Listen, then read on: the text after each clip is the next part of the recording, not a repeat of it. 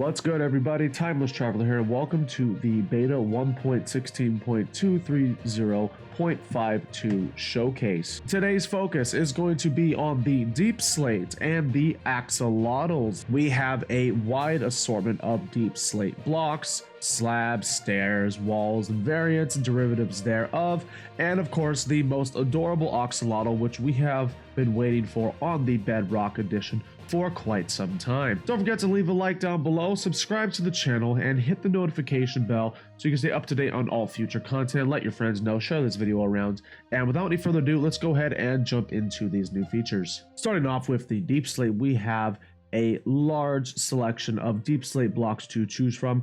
Starting off with the generation, the Deepslate is going to generate in chunks or blobs below y equals 16.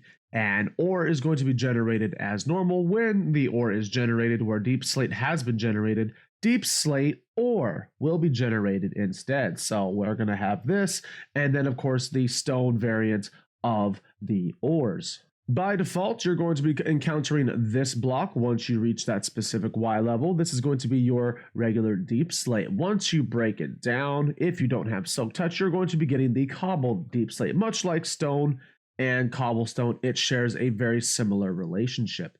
Now, using these Deepslate and Cobbled Deepslate with a bit of crafting, furnace smelting, all that stuff, you're able to procure yourself the polished Deepslate, the Deepslate tiles, the cracked Deepslate tiles, the Deepslate bricks, cracked Deepslate bricks, and the chiseled Deepslate. From there, you can take those into crafting tables and you can create your walls, stairs, and slabs for those specific Deepslate blocks. And then, of course, with the chiseled variant, we have ourselves a new mob. This is the shulker that we have with the chiseled variant for Deepslate. And now, of course, this is the most anticipated part of this current beta update, the Axolotls. So as of now, with this current beta, the main issue with the Axolotls is that they do not naturally spawn in the world. So you will need to open up creative if you want to experiment and play around with them a little bit further. But here we have the most adorable egg, and we have, of course, the most adorable bucket. We'll get into that in just a moment, but this is the spawn axolotl egg. Now, since we're already in the land, we're gonna show one of the features right now. So they will dry out if they don't get into water soon, and hopefully he can pathfind to the water. If not, we're gonna have to give him a little nudge.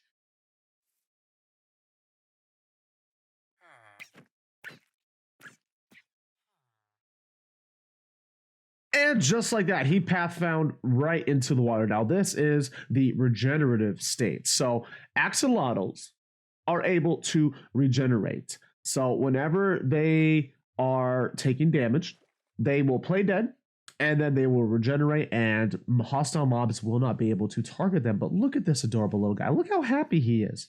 Look at this little guy.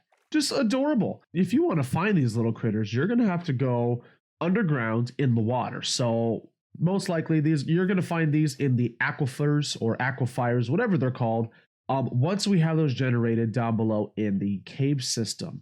Now, of course, they do also have a few different colors. Since we're in the water, we'll go ahead and we're going to spawn some of these in. We got ourselves a brown one. We got the pink one. This is the classic. Whenever you look up axolotls online, it's probably one of the most common images that you're going to see. We got ourselves a nice little chocolate one. We got the banana. We got the strawberry. Now, there is also, that one's gorgeous. Yeah, that one's like rainbow unicorn. Okay, what else do we have here? It looks like, I think there was supposed to be a blue variant, and wow, it is really, really rare. There is about 100 axolotls, and we do not have a blue variant. But we're going to go on to a couple other things. For example, you'll notice that we have fish right here. Well, there were fish here. These axolotls are apex predators in the water. I mean, there is no mob that is the best predator than these axolotls, because they will hunt down anything. As you can see here, we're going to go ahead, we're going to skip ahead, and we're going to get ourselves, so let's do a squid and glow squid. So if I just put this poor guy in here, he's already done. It's a done deal. Look how quick that is.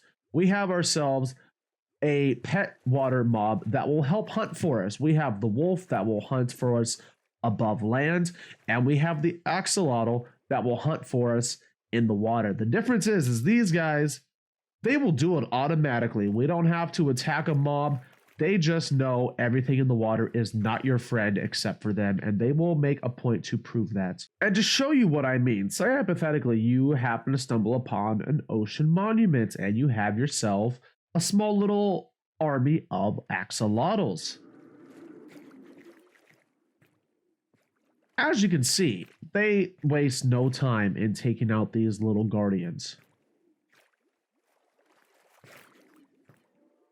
Look at him, it's dinner time. Now, we're going to do the same thing with an elder guardian.